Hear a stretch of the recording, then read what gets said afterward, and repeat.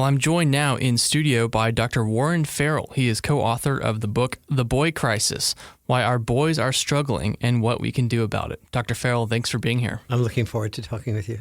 So we're recording this interview after a shooting in California, and it's the kind of shooting that's caused a lot of people to wonder, what is wrong with our young men? What's going wrong with our boys? They often seem angry, they lack purpose, and it shows up in things like this. You write about what you call the boy crisis in your book. If you could encapsulate that in a nutshell, how would you describe it? Yeah.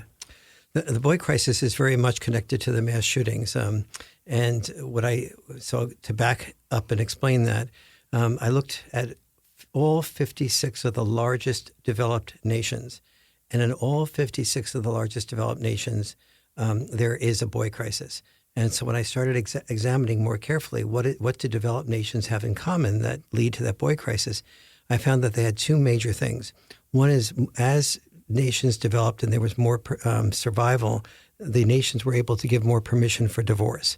And they were also able to give more permission for families to, for women to have children without being married. And so I started looking more carefully in those two groups because I saw that the boy crisis seemed to be dominant in those two groups. But as I looked more carefully, it was especially dominant in among divorced families where the children saw very little of their father. And then between the sister and the brother, both girls and boys, where there was no father in divorced families, suffered, but the boys suffered much more than the girls. I'll explain why in a moment. But then to go over to the single mothers families, in the United States today, 53% of women who are under 30 who have children without being married. So then the children then either don't know who their father is, or they know their father very minimally, or the mother and father live together when they've been married, even though they're not, when they had the child, even though they're not married. But on average, within 4 years, those children don't see their father at all, or they see their father very minimally. And it was in those two groups, dad-deprived children, where the children did especially badly, but the boys did considerably worse than the girls did. So I came to understand that the boy crisis resides where dads do not reside. Very interesting. So this boy crisis, what kind of activity, behavior is resulting in? What is it that actually constitutes this crisis, boy crisis? The boys are suffering in more than 70 different areas. They're far more likely to commit suicide. They're far more likely to do badly in school in every single one of their academic subjects, especially reading and writing, which are the biggest predictors of success or failure. They do very badly in mental health. Not only the suicide as an example, but they tend to be much more likely to be depressed, to take drugs, to do things that are symptoms of very bad mental health. They're far more likely to be the mass shooters. Almost about 90% of the mass shooters that I've studied since post-Columbine have been boys brought up in homes that have minimal or no father involvement or products of divorce or so on. And so that really shocked me to see that common denominator. I then looked beyond that and went to ISIS recruits. And there was a big study of ISIS recruits that were done, finding that that the common denominator among ISIS recruits was dad deprivation. But not only among the boys, but also the female ISIS recruits as well, which of course are in much smaller number. Then I started looking at the prisoners, the prison population. We all know that 93% of the prisoners are male. But what very few people know is that about 90% of those 93% are dad-deprived boys. And so I started beginning to ask myself, why is dad deprivation so powerful? And why even more so to boys than girls? And part of it is somewhat understandable, at least children growing up with their mothers who are girls, at least those girls have a same gender role model, and whereas the boys do not. And especially boys of divorce often feel that their father has abandoned them, even when the father might be fighting in court to be more involved with the children. They don't necessarily know that. And so, and they don't see the father. And so but I'm still asking myself the question, as I was doing the research for the boy crisis, which is is there something different that dads do than moms do that's making this difference? And I found that there are about 9 different ways that I would call dad-style parenting that is very different from mom-style parenting. Now, I want to make it clear that mom-style parenting is also important, but the children that do the best have what I call checks and balance parenting. There's a tension between the mother and father that's actually a positive tension. So the father says, the child says, yeah, Mom, can I climb the tree? And Mom goes, well, I'll tell you what, sweetie, maybe in a couple of years you can climb the tree, but not now. And Dad says, he's old enough to climb the tree. And Mom goes, well, if he, after a little bit of a fight, they go, all right, if he's going to climb the tree, make sure you're out there under the tree. And they can't climb above these branches, and these thin branches are much too thin. And but give me your cell phone. So you don't get preoccupied with the call and not protect the child by being under the tree. There's this type of negotiation with boundaries too. The moms and dads set boundaries very similarly. They both say you can't have your ice cream until you finish your peas. The children, of course, test boundaries to try to find out how few peas can I have before I get my ice cream. The difference is in the enforcement of boundaries. Moms will tend to, say, "Okay, sweetie, I know you don't want to have your peas, and you want to finish the ice cream, but I'll tell you what, you got to have this many more peas until you finish the ice cream." Then the child realizes, I don't have to finish the peas. I just negotiated a better deal here to have half the peas. I'll tell you, I'm going to now try to have a quarter of those peas, and then get the ice cream. And then Mom goes, all right. Am I going to get into? He did try to have a few more peas, or she did, but so I'm not going to get into a big argument over a few peas. That's insensitive. Especially if there's a divorce. There's a divorce. The child's feeling like he or she doesn't know the dad. They know there's tension. They don't have another, something like that. Finds excuses to let the child get away with less. The dad is much more likely to go, "Excuse me, we have a deal here. The deal here is no ice cream till you finish your peas. You know I have the deal. I know I have the deal, and I know you have, I have the deal." And so, "Oh, Dad, you're so mean."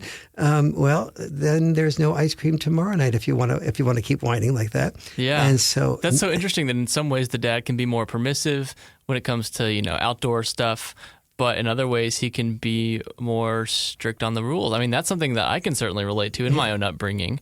Tell me more about that. Well, I mean, it's growing up, I feel like you were almost describing my dad. He was kind of, if my mom was being really overcautious, but I wanted to have fun, my dad, I think, saw that it was important to let me go out and do a boy thing, buy me the big rocket and go out and shoot rockets together. Yes. And I mean, that's just not something that my mom would have been eager to do. Yes. But I can see that being a healthy balance because, the mom also is considering other factors that also matter. So, exactly. No, so that I can experientially relate to that, but you're saying the data actually show that this is something that statistically is true? Well, this is statistically true, but what I didn't even have a clue about before I did the research for the boy crisis was that the roughhousing, for example, is highly correlated with empathy. So, can you imagine a father saying, to a mom, I want a roughhouse with my child because it'll make them more empathetic. It's like, you must be kidding. It doesn't seem to be connected at all. It's also more likely to be connected to the child being able to make a distinction between being assertive versus aggressive. And so I'll put all those together in the roughhousing example. So the dad will sort of throw 3 kids on the couch and say, "Okay, your job is to jump on my back and pin me down before I pin you down. All right? All right, Dad." And so they, and Mom's looking on and saying, "Oh my God, I have like one more child to monitor," called the dad. And Mom is going, "But the children are having fun. I don't want to interfere, but I just fear, intuition-wise, I think that sooner or later somebody's going to end up getting hurt." Yep. And she's only about 99.9% likely to be right. So sooner or later, one of the children get hurt, starts crying, and Dad goes, "Okay, what happened there is that, Jimmy, you stuck your elbow in Jane's eye, so you can't do that anymore if you want to continue roughhousing." Okay, Dad, let's go back to roughhousing. But then they experience what the psychologists call emotional intelligence under fire. And so the children, when they're really excited, they forget about their agreement to not hurt the other child or push the other child aside. And so then but the father then says, okay, you did that, so there's no more roughhousing tonight. We won't roughhouse until tomorrow night. And mom goes, haven't you learned your lesson? You're going back to the roughhousing? And now she's really feeling guilty. But the purpose of all this, without the dad even knowing it, and the dad doesn't say anything, he doesn't understand what he's doing, he just does it intuitively. And I don't want to blame moms here because moms can't hear what dads don't say. And so the dad, the following night though, goes, so Jimmy pushes Jane aside again, and dad goes the following night, okay, no more roughhousing. Or Jimmy realizes that when dad says there'll be no more roughhousing, if I push my sister aside, I'd rather not push my sister aside and have more roughhousing. Now Jimmy is learning to think of his sister or be empathetic to his sister's needs, not because he's being really inherently empathetic, because he knows that he gets what he wants when he thinks about somebody other than himself. And that's the empathy connection. But the child also somewhere during that process will maybe push aside too hard, and the boy might say, well, you didn't say I can't push this hard. Well, this is too hard, this isn't. Now the child's beginning to learn what's assertive versus what's aggressive. Now, when a child has empathy and assertiveness and not aggressiveness, and he has that and she has that because they've learned boundary enforcement from the dad, because when the dad says there will be no more roughhousing, the dad, and you violate it, there is no more roughhousing. So the children with boundary enforcement are also learning postponed gratification. And postponed gratification is the single biggest predictor of success or failure, or success if they have it. And so those children, and here's the slippery slope to the boy crisis, the children with postponed gratification who have social skills and have empathy skills, they're far more likely to have friends, and they're far more likely to feel less depressed and positive about themselves. But with the postponed gratification, they're much more likely to be able to know how to finish their homework, not get sidetracked by an offer to play. And they're more likely to be able to, rehearse for the basketball team or whatever. And so those children are more successful. So therefore, they're more respected by their teachers, their peers, and they get more positive comments at home. And when it comes to boy-girl time, girls don't want to go out with losers. They go out with the winners, which means performers. And so the guys who are the losers, or they become depressed that they're constantly being rejected by the girls. They turn to pornography, get addicted to pornography. And then the girls feel, when they do get interested in possibly being with the boy, they see that the boy is treating them like somebody in a porn movie. They feel objectified because they're being objectified. And so they withdraw, which only proves to the boy that he's no good and is not going to be able to be accepted, which turns him back to pornography, back to depression, often to drugs, often to video game addiction. And in the worst case scenarios, becomes so angry because he's often brought up by mom who says you have special sensitivities and you're wonderful this way and that way. So he's very sensitive to all this rejection. But then he sometimes becomes, as a result of that, extremely depressed and angry, because anger is vulnerability's mask. And so beneath his feelings of vulnerability, he's angry that the kids don't pay attention to him, that the girls aren't paying attention to him, that the teachers aren't appreciating his special sensitivity, that mom and dad are talking about the other children, not him. And that's what can lead, in worst case scenarios, to mass shootings or school shootings. Wow. So that gets to what you describe in the book as something you call the purpose void. Explain what you mean by that. Historically speaking, every generation of boys had purpose. Because every generation had its war, and parents and the society said, if you participate in this war, and you're a Marine or whatever, or especially like a Navy SEAL, an elite person, you will be a hero. And so the boy learned that he had purpose. He could be a hero by participating in war. He could be a hero as a sole breadwinner, because the moms didn't participate nearly as much in the breadwinning process. Or he could be a sole breadwinner in a hazardous job, or he could be a sole breadwinner in an executive position and maybe die of a heart attack at an early age because he's overworking. And so he learned to feel obligated to earn money that often somebody else spent while he died sooner. And he learned to call that power, But he also learned that if he thought about this process, which he never did in these terms, he learned to be disposable. Disposable in war, disposable in the hazardous jobs in the workplace, and so on, or overworking at work. But he had purpose. The good news today is the same as the bad news. The good news is, and the bad news is, that we need fewer men and males for war. We need males are not the sole breadwinner in most cases anymore, and they're not. They don't have as much pressure to go to the top of a ladder and die sooner as a result of that pressure. And so we have. But the bad news is that they don't have purpose. So the purpose void is actually a wonderful opportunity if a boy has a mother and father that are helping him discover his own unique self and the purpose that might emanate from the unique self. But when he doesn't have a mother and father, the mother will be very supportive of him discovering his purpose. But then he doesn't have the discipline and the postponed gratification to achieve his purpose. So he becomes disappointed in himself that his special gifts that are recognized at home are not being achieved by, being an actor, because he doesn't have the discipline to rehearse all his lines. And so he starts to be afraid to dream. And when he's afraid to dream, he becomes depressed. When that boy has not only a purpose void, when a boy has a purpose void and a dad void, those are the ingredients of the boy crisis. When dad is saying, it's not good enough to have a dream to be a musician. You've got to practice 6 or 7 hours a day. You want to be in the Olympics? I'm sorry, that's a trade-off. You can't go out with Joe and Jane and go out at night and, get drunk and whatever. You're not going to be an Olympic star if you do that. And so, don't give me this stuff about wanting to be in the Olympics if you're not willing to do what it takes to be there. And the mom feels, oh my goodness, you're really being mean to him. And, why are you putting the rules down? Because if he wants a new sense of purpose, something different that is fulfilling, the more fulfilling an occupation is, the less it pays. Hence, we call starving artist. Right. Or radio broadcaster. You know what I mean?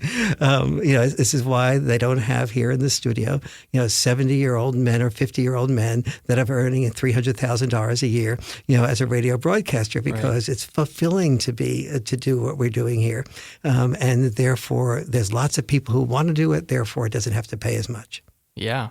No, it sort of reminds me of Socrates walking around in poverty, but, he had wisdom. So what else does one need? Yes. Socrates, Jesus, they were all people who didn't live in mansions. You're right.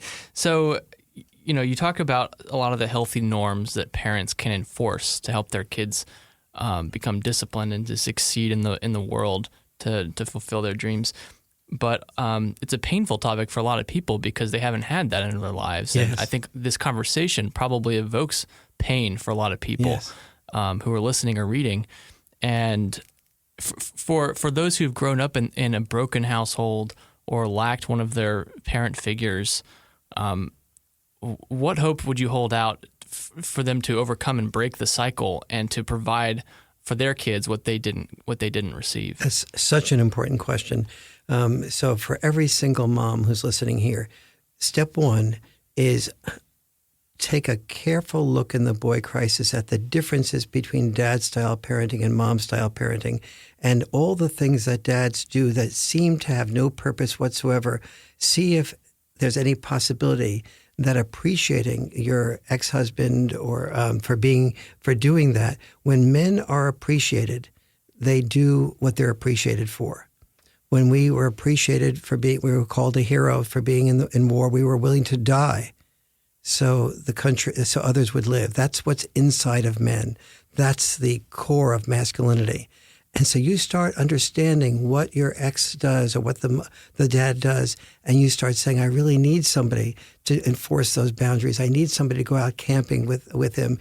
I need somebody to encourage him to climb the tree when I would not be naturally encouraging to do that. And you understand that all the connections to a healthy upbringing. So that's number one. But let's say this is outside of the realm of possibility because he's not either alive or he's just not a constructive person at all. Then the best data is available showing that helping your son get involved in Cub Scouts is very positive about developing character. Helping him become involved in Boy Scouts. In the Boy Crisis book, I deconstruct the whole process that the Boy Scouts have created over centuries, and it's an amazing process to bring out the best of masculinity without getting the worst of masculinity. And so, very often, Eagle Scouts are very productive in the world. Third, it's very important to get your son or daughter involved in a faith-based community. But particularly a faith-based community where two things exist. If you have a son, get him involved with a leader in that faith-based community that you trust and sense that is a strong but gentle leader. But also, that's the less important thing. The most important thing is that the boy gets together like weekly with a group of other boys about his age and talks what's going on inside of him. Because if he doesn't have a father around, there's a lot going on inside of him. And when he keeps it to himself and he learns to repress his feelings rather than express his feelings, that's when he starts turning on himself. And boys who hurt us. I gave examples before of the mass shooters. Those are boys who hurt. Dad-deprived boys who hurt from dad deprivation, who hurt us, mass shootings. Prisoners are all boys willing to hurt us. When boys go from mother-only homes to female-only schools, and then we wonder why they are attracted to gang leaders, why they're attracted to drug dealers. Historically speaking, when boys were without dads, Hitler recognized that that's where they were vulnerable to join Hitler Youth. We have known for a long time that dad-deprived boys, Moynihan in 1965 discovered that the problem was in the inner cities was not African Americans per se. It was only those portions of African American families where there was dad deprivation. At that point in history, 25% of African American boys grew up without dads. Today, 33% of Caucasians grow up with minimal or no father involvement, and 75% of African Americans grow up with minimal or no father involvement. The issue isn't race. The issue is the dad deprivation. And this, again, I started out with 10 causes of the boy crisis. I did not expect to be focused on dad deprivation as being as important as it is. Well, toward the end of the book, you write about the importance of what you call extending gender liberation to dads. And that's a really interesting way to put it. Explain what you mean by that. Yes, I was on the board of directors of the National Organization for Women in New York City for a number of years, and the feminist movement has been very disappointing to me because the way Betty Friedan and Gloria Steinem and I used to talk about it was Gloria Steinem used to say there's a need for more women in the workplace and for more men at home. And Betty Friedan said that the women's movement would plateau if we didn't start understanding that boys and men also have issues that we need to deal with. And the way I used to put it was I said, I'm not in favor of a women's movement saying men are the oppressors. I'm not in favor of a men's movement saying that we're oppressed by women or women have more advantages than we have. I don't want that fight. What I'm in favor of, and the reason I'm involved in this, is because I want a gender liberation movement where both sexes can be free from the rigid roles of the past and have more flexible roles for our future, where we value men who are our heroes, who are our firefighters, who are doing the construction and for every building that we're living in. Those are men that are contributing an enormous amount to society. But not every man is that way, and every young man is that way. He should also be valued if he can contribute something as a writer, a thinker, or a teacher, or as a father. And that we have to, because we had a purpose void in the past of warriors, we no longer need as many warriors to kill and be killed in the fields outside the home. What we need is more fathers to love and be loved inside the home. And so we need to start training father warriors. So when women want to be successful at work, They don't have to say, I can't have it all. I'm so angry that I can't have it all. I want to be a woman who succeeds, but I want to have children that are successful also, and I want to have a husband and a happy marriage. Well, that's possible. And one of the ways it's possible is to choose a man who is interested in being a father warrior, to overcome all the discrimination against fathers being fully involved with the children, and because we know that when children are involved with their fathers full time, and they also have a mother. Mothers do not tend to neglect children. Even if they're climbing up the corporate ladder, they make sure they get home for the children's birthdays and special events. Whereas fathers sometimes get carried away with feeling that, okay, I have to travel across the country to do this. I'm so sorry, I'm going to miss your birthday and so on.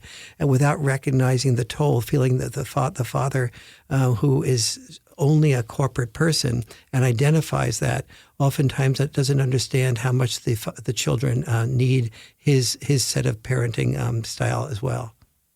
Well, it's a fascinating discussion, and I really encourage our listeners to check out the book. It is so important for our culture and society moving forward. The book is called The Boy Crisis, Why Our Boys Are Struggling and What We Can Do About It. It's available on Amazon, also on Audible. Dr. Farrell, thanks for joining us. It's really been a pleasure. You asked very good questions.